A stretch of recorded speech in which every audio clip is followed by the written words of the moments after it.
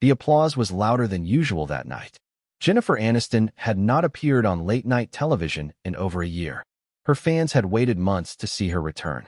And when she stepped onto the Jimmy Kimmel live stage, the room lit up with something that felt less like excitement and more like relief. She looked every bit the icon the public remembered, calm, polished, unshakable.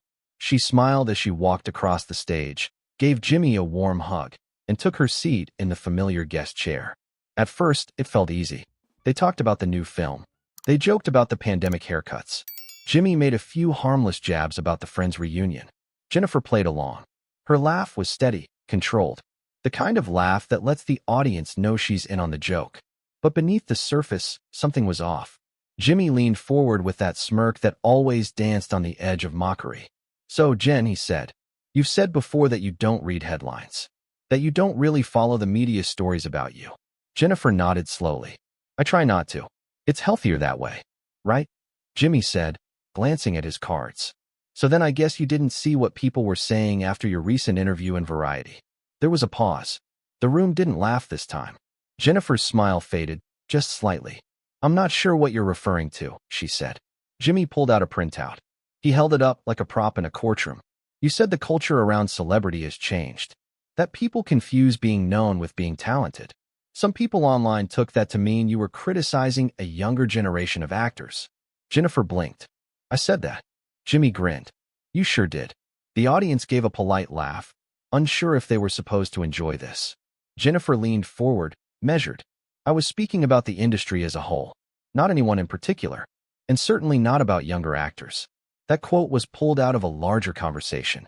Jimmy interrupted, still smiling. "Isn't that always the case, though? A quote gets pulled, people get mad, and suddenly you're the villain for saying something honest." Jennifer looked at him, quiet now. "I didn't say anything I regret," she said. Jimmy nodded. "Of course not. You're Jennifer Aniston. You don't have to regret anything." The audience didn't laugh this time either, because they felt it too. That line wasn't a compliment. It was a jab, and Jennifer knew it. She straightened her back in the chair. Her voice didn't rise, but it sharpened. "Jimmy, are we having a conversation? Or are you here to read tweets about me like they're facts?" Jimmy chuckled, but it sounded forced. "I'm just saying, you've been in the game a long time. You've got a lot of opinions."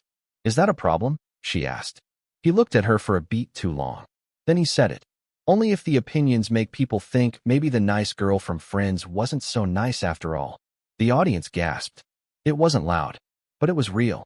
Jennifer sat still. There was no panic in her eyes. Only something older. Something quieter. Disappointment. She nodded once. Then she looked directly at Jimmy. "I think what disappoints people is realizing that being nice doesn't mean being quiet. Or small. Or simple."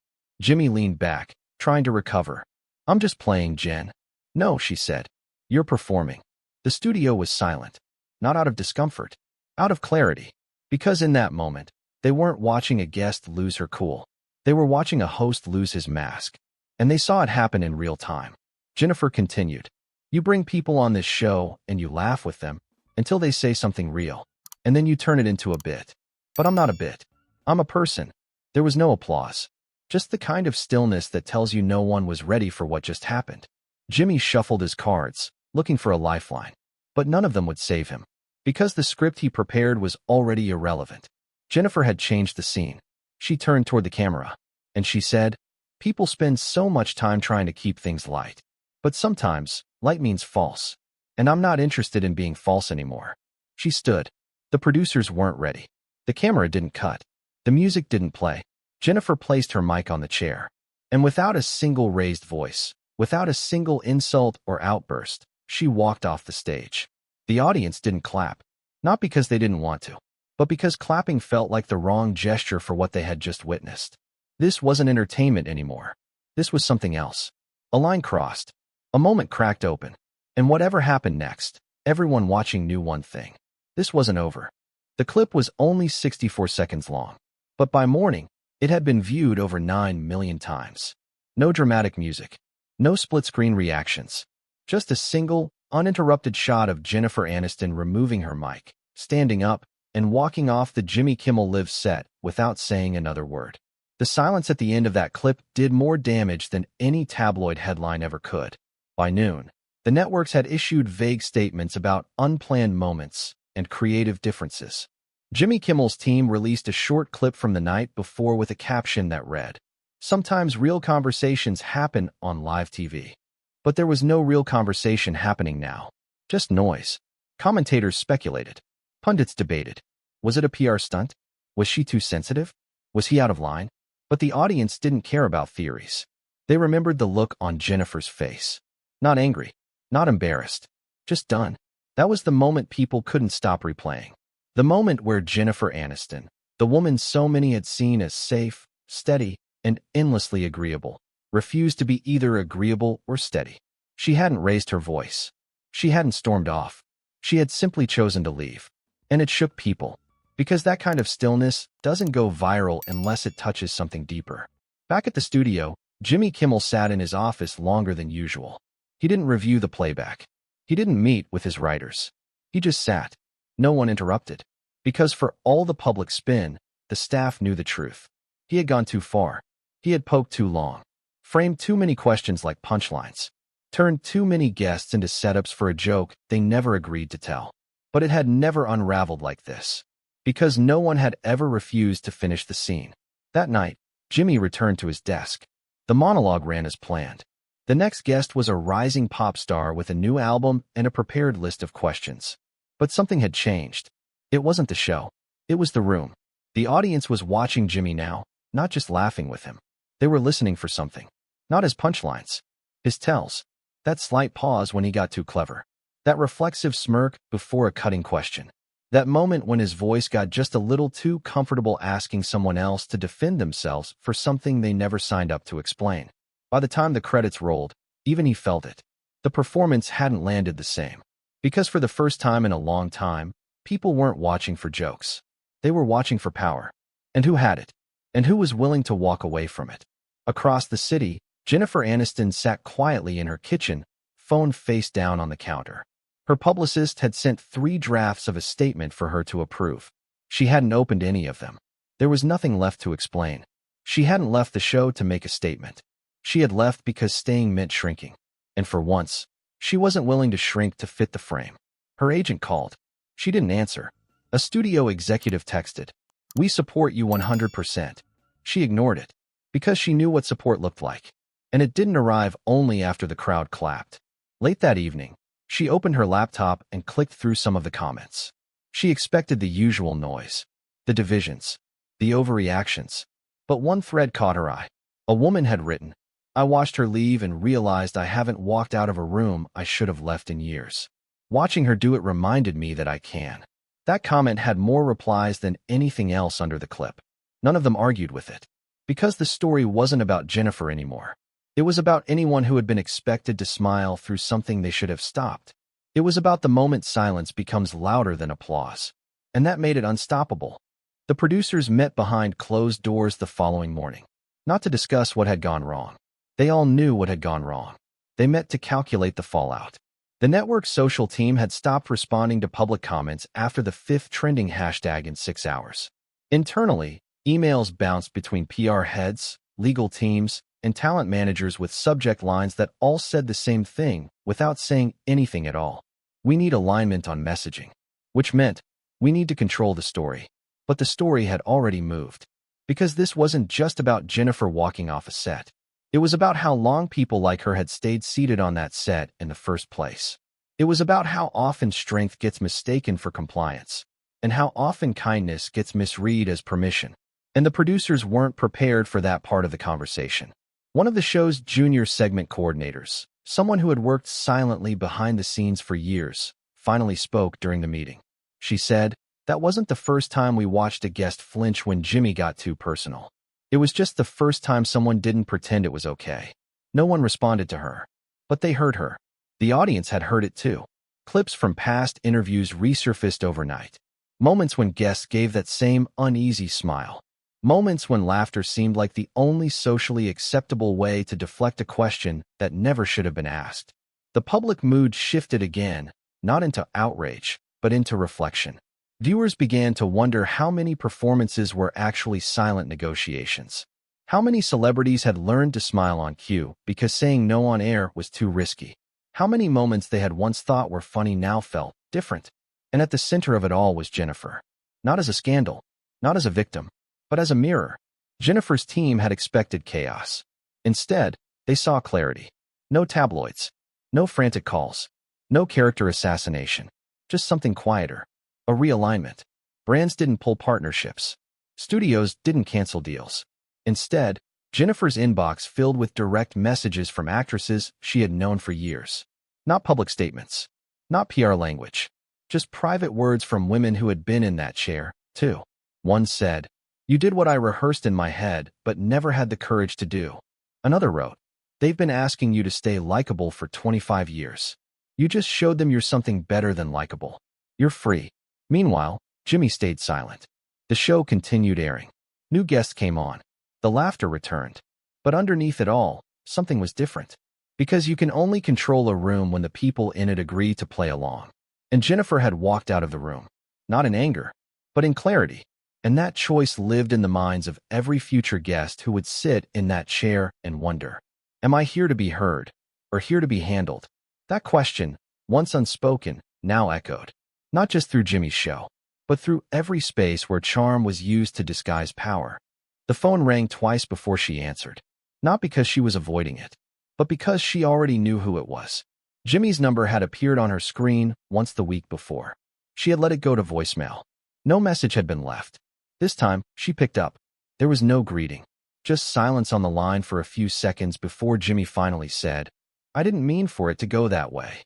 Jennifer didn't speak at first, because she wasn't interested in hearing what he didn't mean, only in what he finally understood. He tried again. "I thought we were just having a back and forth. I didn't realize it felt like something else."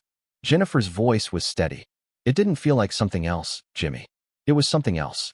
Jimmy exhaled hard through the receiver. He didn't argue, because he had watched the clip. Not the broadcast edit, but the raw footage. The camera kept rolling after she left. Long enough to capture the way the laughter collapsed. Long enough to catch his face when he realized no punchline was coming to save him. He didn't ask her to come back. And she didn't offer. Because some doors don't need to be closed. They just stop being used. After the call ended, Jennifer stood at her kitchen counter staring at the quiet buzz of her phone as it lit up with new messages. One of them was from her father's old friend, a retired director, someone she hadn't heard from in years. He wrote, "I worked with your dad on a pilot once, back when they still lit everything with gels and shot with 3 cameras. He told me the smartest people in this business are the ones who know when to leave a set. You proved him right." Jennifer smiled, not because it made her feel powerful, but because it reminded her that even in an industry built on pretending, there are moments when truth makes it through. That week, she turned down 4 talk show invitations. She wasn't boycotting.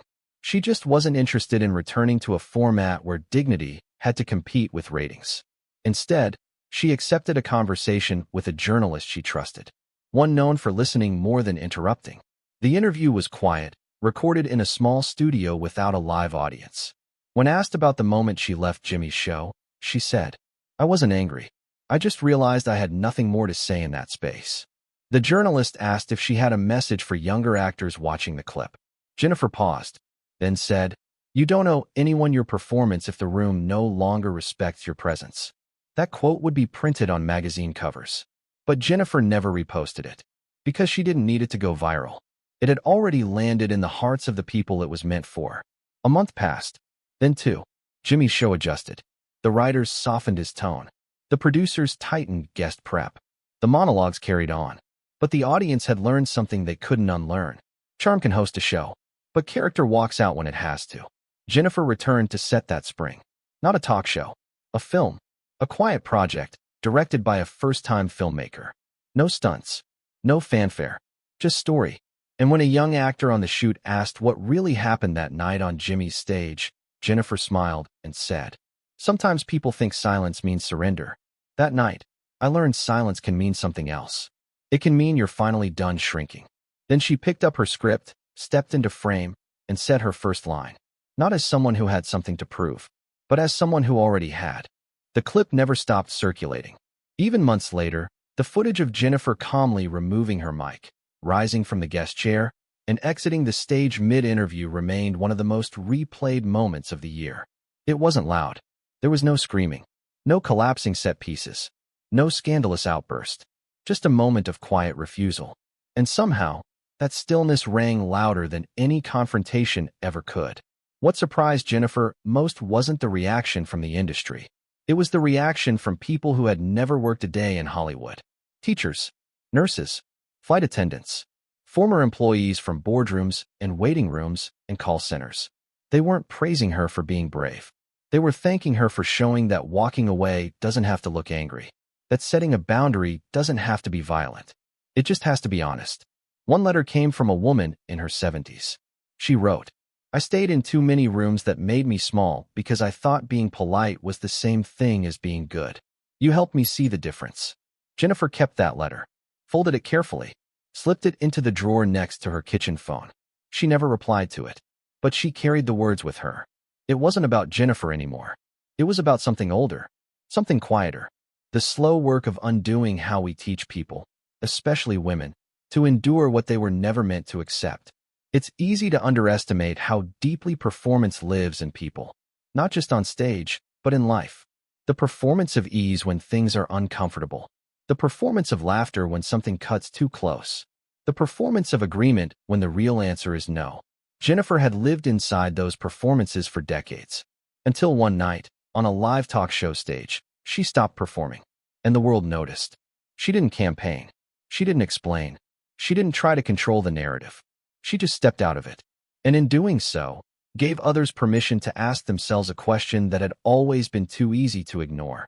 What would happen if I stopped pretending? That question didn't trend. It didn't go viral, but it landed in living rooms, in offices, in quiet commutes. And it stayed. Some moments change headlines. Others change habits. Jennifer's walkout had become the latter. She went back to work, but she worked differently now. She turned down the projects that asked her to trade truth for charm. She accepted the ones that let her tell the kinds of stories that didn't require her to smile through someone else's discomfort. And when people brought up the moment on Jimmy's stage, she never recounted the details. She just said one sentence. "I knew who I was when I stood up." That was enough.